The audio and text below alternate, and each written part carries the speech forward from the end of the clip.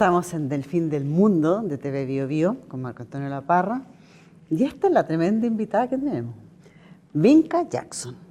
Nos acaba de publicar, no sé si acaba, pero ya, hace muy poquito, Derecho al Tiempo, que a lo mejor si ustedes son de redes sociales han encontrado una cuenta que se llama Derecho al Tiempo. Y sí, tiene todo que ver con Vinca y su libro.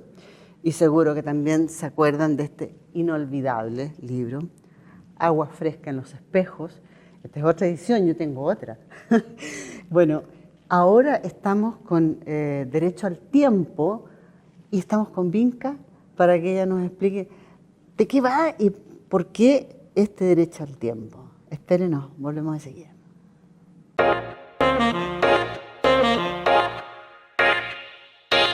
Bio Bio TV y Universidad Finisterra presenta Del Fin del Mundo, un espacio para el teatro y la literatura.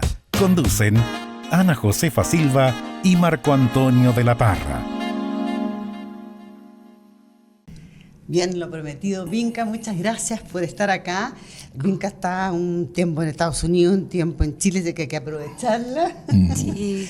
Y como decía, bueno, ahora nos sorprende, siempre nos está sorprendiendo, con este derecho al tiempo, que yo decía, ¿de qué va? Bueno, yo les voy a decir, este derecho al tiempo es un concepto que tiene que ver con aquello de que somos un grupo y es importante lo que hacemos como todos, o sea, no es solamente el tema individual, ¿no? También. Que por ahí va. Y hay una historia, por ejemplo, me conmovió mucho esta cosa que contabas de Lituania, todo ese tema de reparación, que es una reparación de grupo, de un país, ¿no? Es eso. Exactamente. Y este libro, como decía yo, y además tú tienes esta red en redes sociales, que es para estar difundiendo este tema.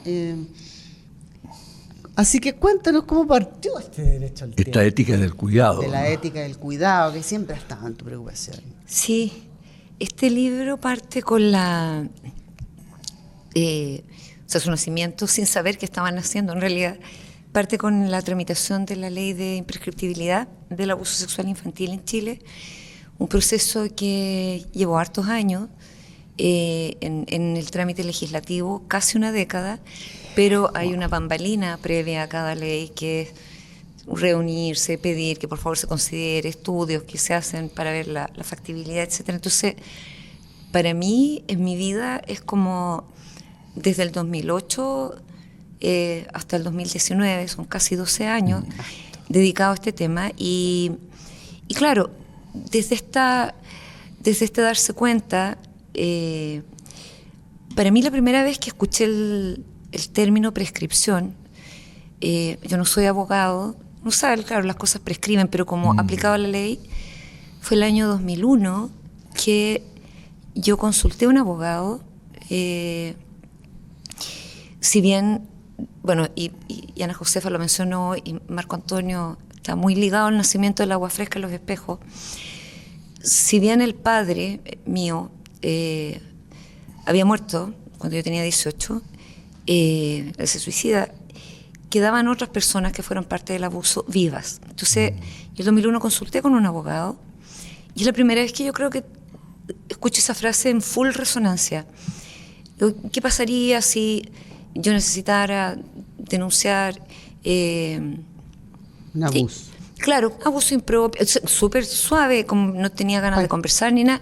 Se me dice, bueno, lamentablemente eso está prescrito.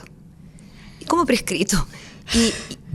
Y ahí, desde las lógicas de la salud mental, o sea, ¿cómo prescribe algo que está vivo, que te va a llevar un montón de tiempo reparar? ¿Cómo se levanta la justicia como un muro mucho antes de siquiera llegar a entender bien lo que estabas viviendo? Y porque uno entiende los argumentos de pronto de la justicia, esto de hay un tiempo para cada cosa y es como si no denunció en ese tiempo, ya. Pero eso si alguien me robó la mochila, no para algo como esto. Y bueno, durante el trámite de la ley, cuando ella comienza, para uno, nuevamente desde no el derecho, desde otras profesiones, era súper extraño ver la resistencia y la animadversión que generaba esto de hablar de terminar con la prescripción. No, o sea, nos decían extenderla, sí, pero en realidad lo que corresponde acá es terminar con ella. Sí, eso tú me comentaste, eso que había como una resistencia a eso. Sí. ¿Qué es lo que hay detrás? ¿Qué es lo que descubriste tú de eso? ¿Por qué se negaba como al tema de la Porque es una base, según en el mundo del derecho, es como una base del Estado de Derecho. La prescripción es básicamente una gracia, así como gracia, que se le concede a quien ha delinquido y que después ya ha pasado cierto tiempo no te pueden estar persiguiendo eternamente.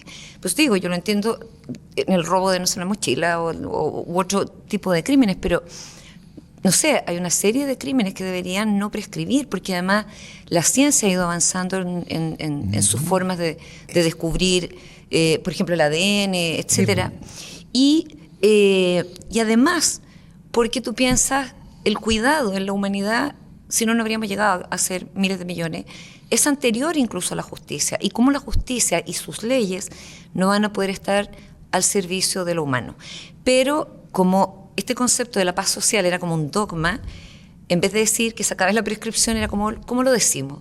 El tiempo del trauma, entendí que allá, y de repente fue como clic. No, es un derecho al tiempo, y no es solo el derecho al tiempo del trauma, es el derecho, yo pensaba, hacia el tiro, vi así como tú, los horizontes, esto tiene que ver con el derecho al tiempo de la niñez, el derecho al tiempo de los aprendizajes, cuánto apuramos a los niños en tantas cosas, cuánto se apuran nuestras propias convalescencias, una depresión, un trastorno de salud mental, y cómo ya ha llevado más allá, cómo también los procesos colectivos de países, de comunidades, no son tampoco considerados en su necesidad de tiempo para sanar. Entonces te topas con estas preguntas de, bueno, pero si eso ya es el pasado, ¿para qué insistir?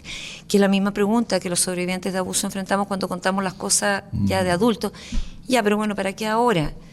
Porque recién ahora puedo, porque recién ahora di con esta voz y porque recién ahora a lo mejor tengo más elementos para poder emprender este otro camino que ya de reparar o reconstruir, y en eso la justicia es necesaria. Entonces, entre medio de todo este trámite de la ley surge esto. Yo partí escribiendo un libro que era solo como la bitácora de la ley, pero a propósito de lo que tú dijiste, Ana Josefa, de lo de Lituania, que esto fue al comienzo de la pandemia, entonces estamos todos aterrados, y Lituania hablando de reparación de trauma.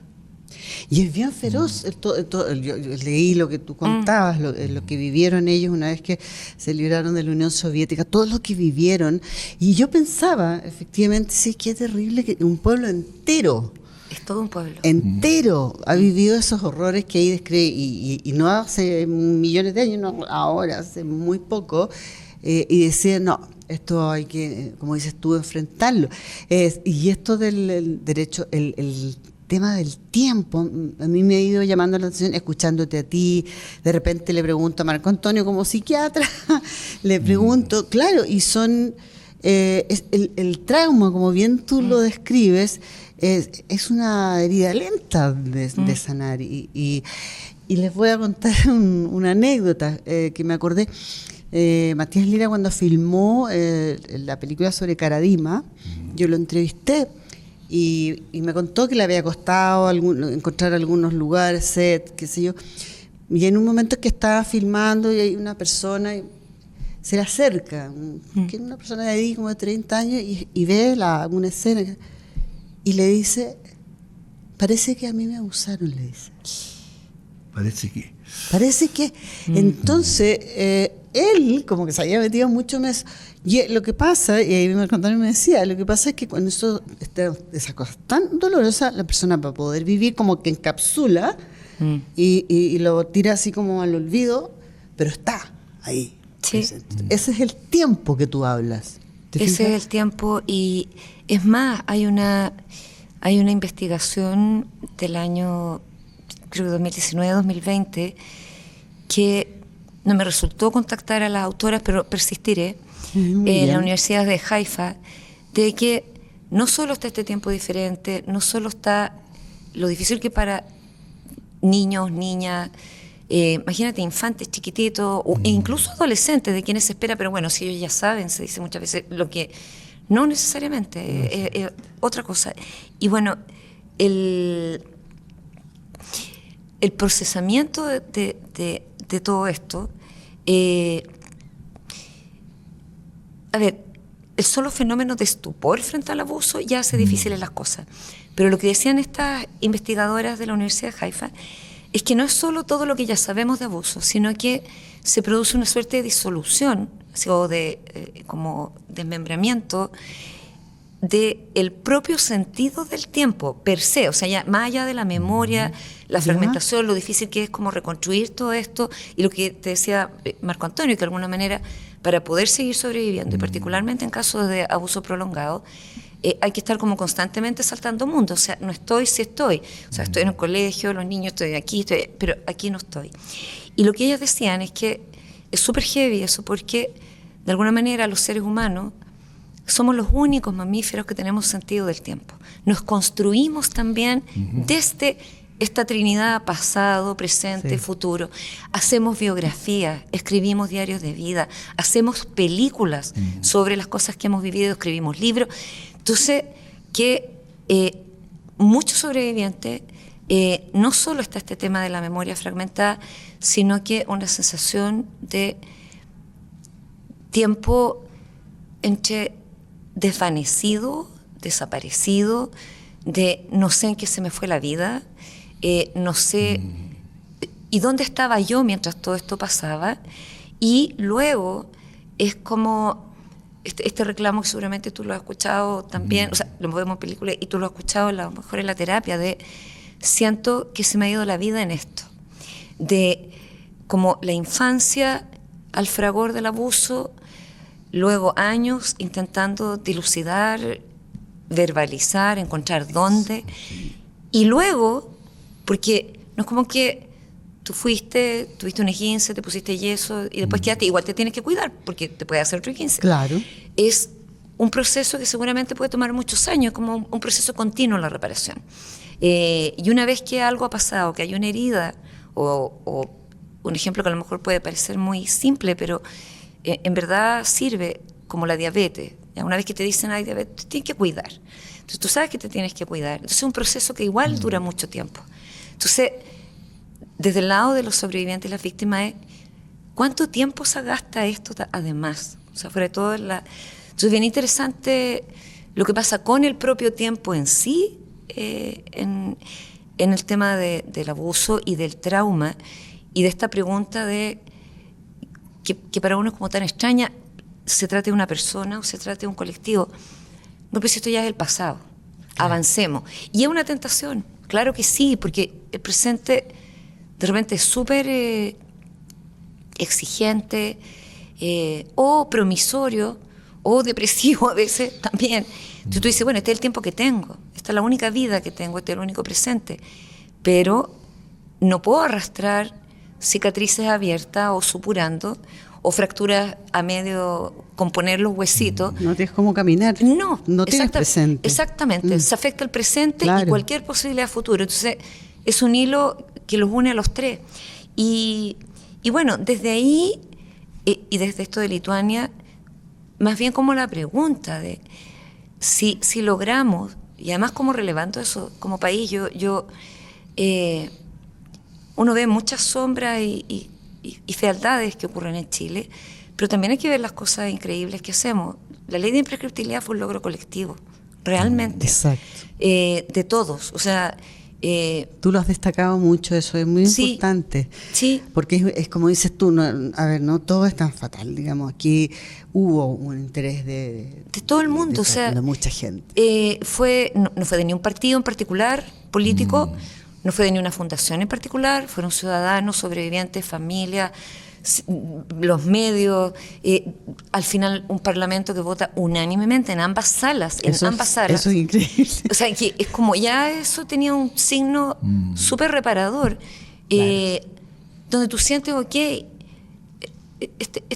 hay posibilidades en este país. Yo de verdad el día que iba caminando a la Moneda para ceremonia de promulgación, que iba más con una hija a cada lado, por el centro. Yo crecí y nací y crecí en el centro. Es un territorio difícil para la memoria. Iba caminando con ellas dos y era como, no lo puedo creer. O sea, aquí llena de vida, estas son otras calles por las que están caminando mis hijas, yo hubiese un palacio de gobierno donde fuerzas de oficialismo, oposición, derecha, centro, izquierda, todas convergieron en esto. De verdad que era como... A mí me cuesta venir a Chile, por algo me fui a los 26 años, me cuesta ir al centro, yo me preparo para ir al centro, así como... Mentalmente. Y la memoria, y ojalá que alguien me acompañe, porque me ha pasado más que me encuentro con estos personajes del pasado, que algunos quedan vivos, entonces era ir al centro desde otro lugar. Y fue un proceso increíble que le debemos a todo Chile, o sea, en regiones, colegas, medios, radios chiquititas, todos hablando del tema, los colegas que trabajan en salud mental, en derecho, etcétera, todos que trabajan ligados a temas de abuso, de niñez, recopilando firmas a mano en lugares donde no siempre llega a todo el mundo la internet, lugares aislados, después pasar esa firma como a digital. Entonces tú de verdad, más allá de ver cómo todo esto va avanzando y sosteniéndolo, era qué reparador esto para las víctimas, para los sobrevivientes. De hecho, cuando iban a dar la suma urgencia, o sea que nosotros no sabíamos en realidad, se hablaba de una extensión de plazo considerable, y entonces yo me acuerdo que hablé con el gobierno ese fin de semana, que era el del 1 de mayo, estaba yo en Santiago, y les decía, ya, nosotros lo vamos a agradecer igual, porque encontramos que es un gran esfuerzo haber estado dispuestos a apoyar una ampliación de plazo importante, pero nosotros vamos a insistir en la imprescriptibilidad, porque eso es lo que corresponde. Ya no, sí lo entendemos. Bueno, después yo me enteraría que la última llamada, esto es inédito, que la última llamada que yo recibí desde Justicia, que fue como ya nos vemos el miércoles, ya, y bueno, igual hablen con el Ejecutivo, el presidente en ese momento, o la primera dama que le suplique, que diga, por favor, la imprescriptibilidad, o 100 años de plazo de prescripción, sí. Y ahí cabía todo. Claro. Y ya sabían que iban a dar la suma urgencia, y me contaban que sentían mucha culpa de no poder decirnos, porque era el anuncio del día. Y nosotros llegamos en realidad bueno, llegó la moneda y no sabíamos a lo que íbamos, y sale esto, y fue tremendo. O sea, como suma urgencia al proyecto que había hecho la centroizquierda en el fondo, apoyado por el gobierno de derecha en ese minuto. Entonces todos tendrían que apoyar. Fue muy emocionante ser parte de ese proceso. Ese proceso seguía con otras cosas en temas de salud, de reparación de víctimas, que se interrumpió porque después tuvimos el estallido y después vino la pandemia y todo. Pero quedó ahí como lo que podemos hacer como país cuando revisamos la evidencia, hablamos de los testimonios, miramos que la ley puede tener una ductilidad también para acoger lo humano. Eso. Y entender, claro, entender sí, otro lenguaje que no sea solamente el del derecho. O sea, creo que tienen que entenderse. Vamos a hacer una pausa porque yo estaba muy absorta escuchando. Espérenos un segundito, vamos a seguir hablando.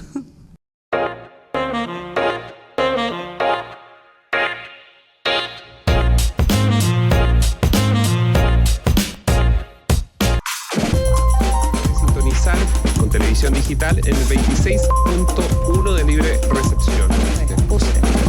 Sí. Bueno, pero los que tuvimos Coronavac generó bastante alarma y preocupación también en lo que les informaba. Detuvo al presunto autor del incendio que destruyó 6 casas en el Cerro San José de dicha comuna.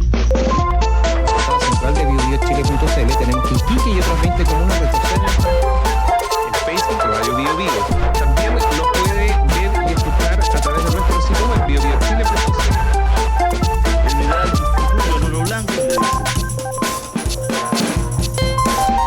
Bio Bio TV. ¿Qué es el Expreso PM? La verdad que es un mundo de fantasía. Apelamos a la nostalgia y al recuerdo. Somos muy ochenteros también. Nos regalamos estrellitas en algún momento. Ya nos regalamos estrellitas. Nos desordenamos, nos despeinamos un poquito, como que bajamos las tensiones de todas las noticias y todo lo que está pasando en la radio, pero siempre atento a lo que pase, por supuesto, a lo que sucede. Pero este es como una especie de recreo. ¡Expreso PM! Nosotros somos súper maduros en este programa.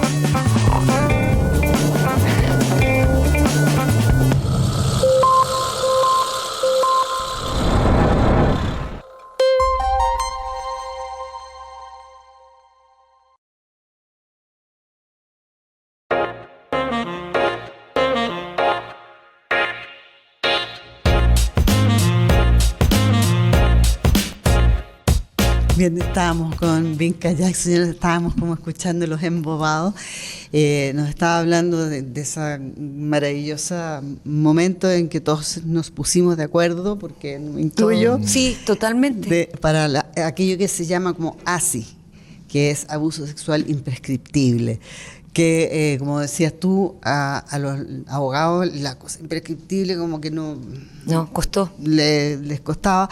Bueno, tiene un sentido, digamos, en el derecho, supongo, pero aquí es donde entra lo que estamos hablando, que es importante que se apoyen, digamos, en otros profesionales. En el caso de usted, psicóloga, tú te has dedicado a esto, y además estás ampliando esto. Estás trabajando con otros países.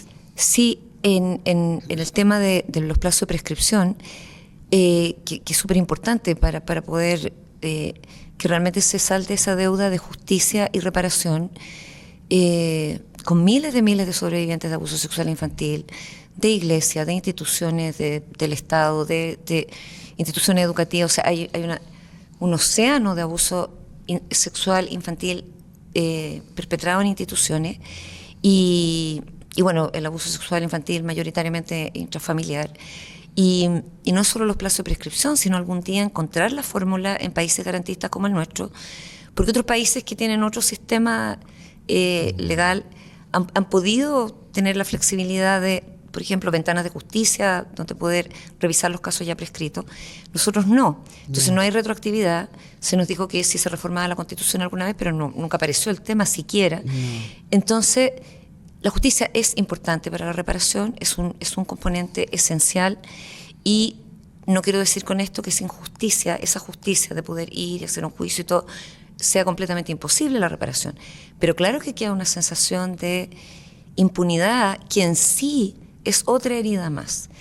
Por otro lado, el apoyo colectivo, como lo que vimos en la ley, como vemos en otros procesos, lo que vemos cuando hay un terremoto, cuando hay un incendio, etcétera, ese concurrir de los otros para quien está sufriendo, para quien está en un momento destruido o indefenso, no es mágico, pero es una gasa al alma tremenda. Y nadie piense que, mucha gente dice, mira, un granito de arena. No, nada es granito. O sea, sí, uno lo puede ver como granito, pero granito más granito, la tremenda duna. Y de verdad que en estos temas todo suma. Ahora, no es solo expandirse a nivel internacional. Hemos estado haciendo informes, salió el primer informe de la prescripción o de los plazos en Latinoamérica. Se está trabajando en África, se está trabajando en otros países. Yo creo que hablar de lo que prescribe, de las heridas del pasado, de cómo afectan tu presente, va para un montón de temas más. Y por eso también esto mirar lo de Lituania y mirar otras cosas más, otras historias más que se cuentan en el libro, lo que pasó, por ejemplo, en Serbia, etcétera. Sí, las miradas colectivas Serbia, como un lente también, para mirar lo propio. Porque también en Chile tenemos nuestras heridas colectivas, poco tiempo para hacer luto, poco tiempo para conversar de ciertas cosas. Claro, bueno, y a propósito de Lituania, tú me decías lo de Serbia, que fue terrible también. Pasan tantas cosas que ya como pasan. De hecho, cuando dijiste Lituania, pensé en Ucrania inmediatamente. También. Es lo que está pasando. Entonces tú dices, que estás hablando, que efectivamente, por favor, esto de, no olvidé, cerremos esta etapa para poder el presente. Me acordé también de Una mujer anónima, el libro de aquel, que fue como decirle a la alemana, que eran sistemáticamente violadas por el Ejército Rojo, no hables de esto. Exacto. Hasta que aparece el libro. Entonces, estamos hablando de otra época, lo que tú quieras, pero también había como algo de eso. Entonces, ¿cómo compatibilizas tú este planteamiento que es muy importante? ¿Sabes? El derecho al tiempo. No le diga a alguien, mire, sabe, pase página, mire para adelante, porque no es llegar y hacerlo. Pero ¿cómo compatibilizas eso, que es tan importante, con efectivamente preocuparte de lo que está ocurriendo ahora, que son cosas atroces también, o esto mismo, ¿no? O sea, esto mismo que yo creo que va a estar sanando heridas de lo que está pasando ahora, hoy, así, hoy. En este siglo, en este momento, por mucho tiempo. Yo creo que Lituania, además, porque era un caso tan emblemático. Sí, y que llama mucho la atención, no solo que en medio de la pandemia, mientras estábamos todos aterrados, ellos nosotros no podemos más con esta herida psicológica, la vamos a abordar. La herida psicológica de ellos, además, pasa por procesos de arrasamiento que son de muy diverso orden. Y eso es lo que a mí me llamó la atención también, porque era los zares, el imperio. Luego la Primera Guerra Mundial, la Revolución Bolchevique, luego los nazis, había distintos, luego nuevamente los soviets. Entonces hay distintos regímenes en la violación de derechos humanos de este pueblo a lo largo de 100 años. Es bien sincrónico que ellos comienzan su democracia o regresan a ella el año 90 igual que nosotros. Yo me acuerdo, y ustedes quizás también, otras personas acá no, porque quizás ni nacían. Muy jóvenes. Pero ¿se acuerdan que hubo en todos estos países como Lituania, Eslovenia, etcétera, que hubo una gran cadena donde la gente, cuando después cae el muro, etcétera, todos estos países se unieron y era como por las carreteras y todo, y cantaban una canción que era como por la paz, y tú decías, bueno, viene otra etapa en la humanidad con el fin de la Guerra Fría, la perestroika, todo. Claro. Y mira lo que estamos ahora. No, es muy tremendo. Y ahí lo que dice el psiquiatra, bueno, y me acuerdo con Marco Antonio hablando del agua fresca, que también fue como esta verdad, y no solo la del abuso, me dijiste tú, la de la niñez en sus también indefensiones, va a llevar tiempo también asimilarla. Y me acuerdo que me dijo, este libro no va a ser un bestseller, porque requiere digerirse con tiempo. Y va a pasar de boca en boca. Hay un psiquiatra, que me recuerda mucho al Marco Antonio, del cual yo hablo también en el libro, que es Simone Vesely, que hace un planteamiento que me parece también como que sale al rescate de todos, porque de alguna manera se abusa de ciertas figuras, de ciertos conceptos. Y en un minuto sentía que se repetía así como fórmula matemática, siempre en el abuso hay una víctima, un victimario y testigo pasivo. ¿Ya? ¿Qué más?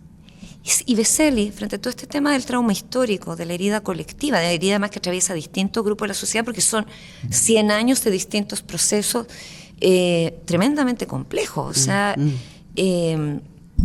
donde vecinos fueron desleales con otros, donde unos se delataron a otros, no solo por malos o perversos, es porque en condiciones de horror, hasta que uno no las vive, no sabes qué puede pasar. Y Vesely dice, esto es difícil, requiere mucha compasión, pero todos nosotros, excepto los niños, así como de aquí para atrás, las nuevas generaciones no, pero todos nosotros en algún minuto nos han hecho sufrir, hemos causado sufrimiento, deliberadamente o sin intención, pero lo hemos causado, y todos hemos sido también testigos de otros sufrimientos, a veces siendo capaces de intervenir, otras no.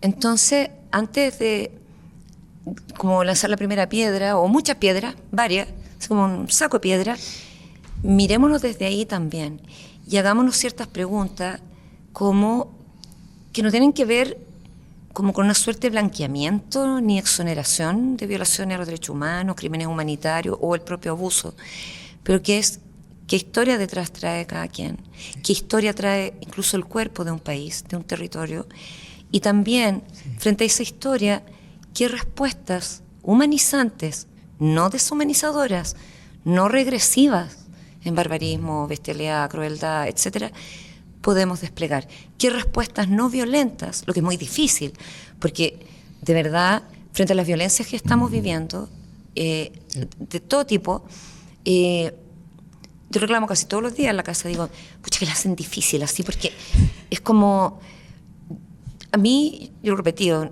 no hay nada que el odio ni la energía violenta me haya ni dado, ni enseñado, ni fácil, ni nada en la vida. Todo se lo debo al otro lado de la fuerza, al amor, a la amistad, todo eso. Pero de repente pasan cosas y uno como mamá, lo primero que piensa, ¿y si fuera mi hija? Claro. Y te posee la furia.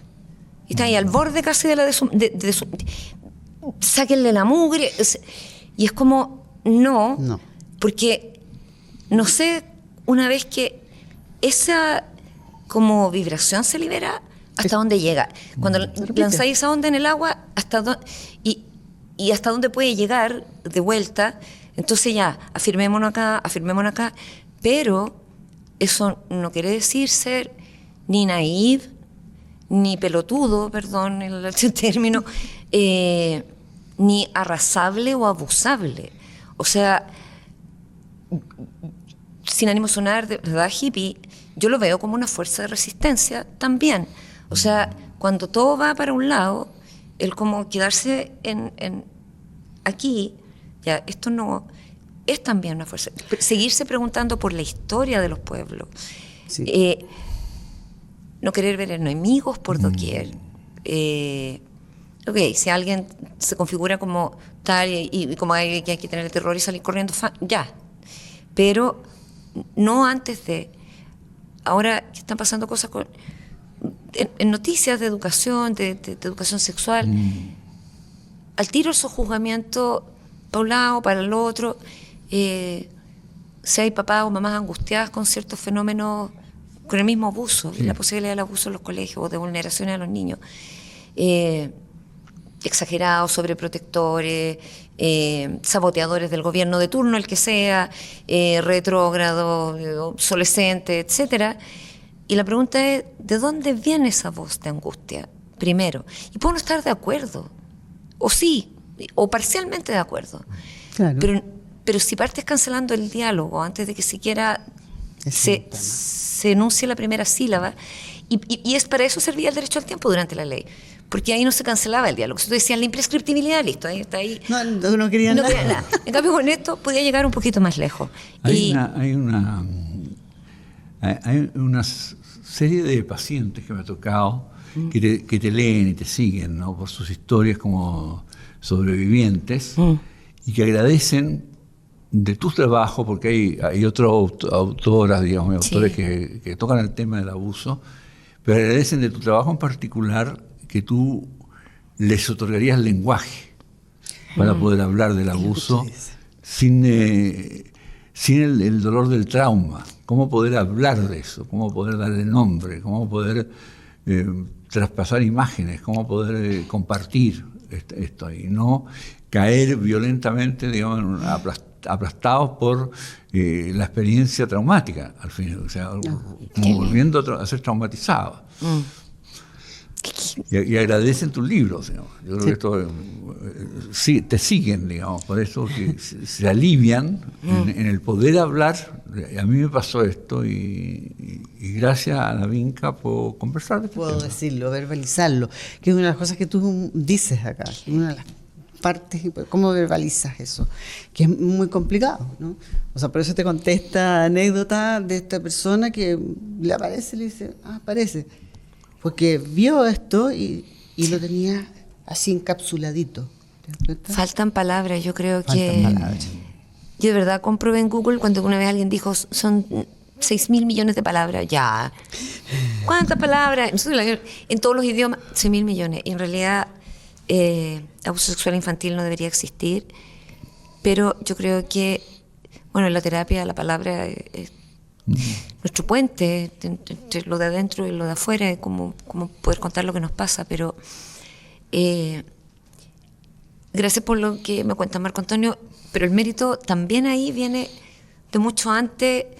Yo pienso en los libros que fueron los primeros tutores de resiliencia, en las profesoras que también usaron la palabra para construir posibilidades para una niña o niño en su colegio, en los libros que uno leyó en momentos terribles y aciagos del propio país, como durante la dictadura, tus propios libros también. Sí.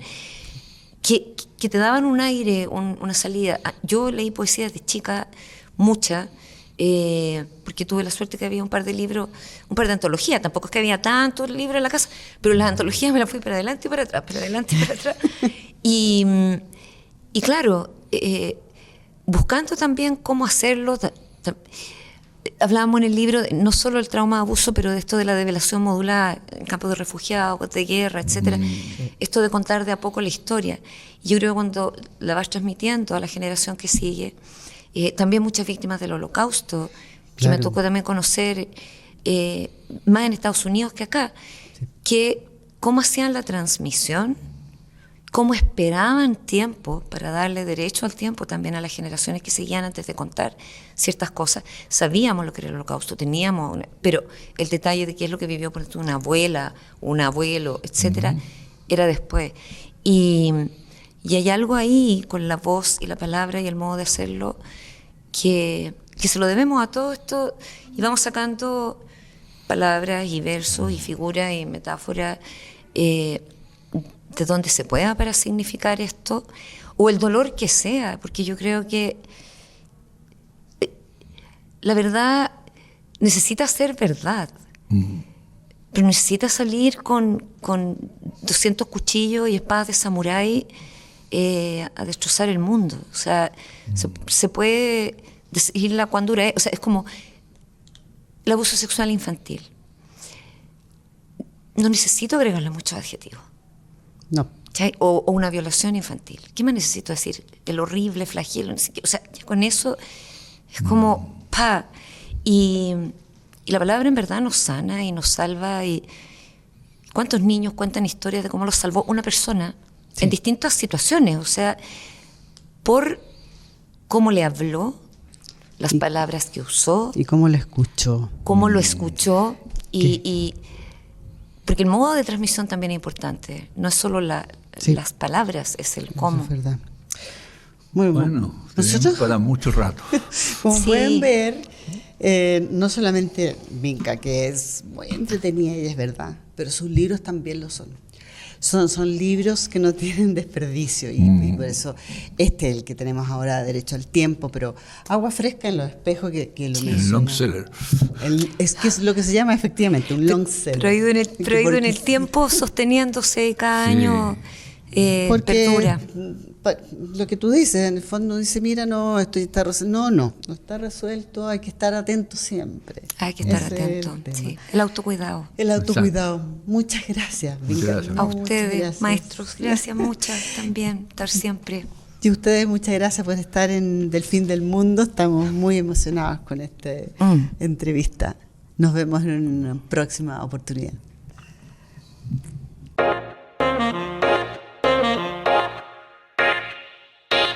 BioBio TV y Universidad Finisterra presentó Del Fin del Mundo, un espacio para el teatro y la literatura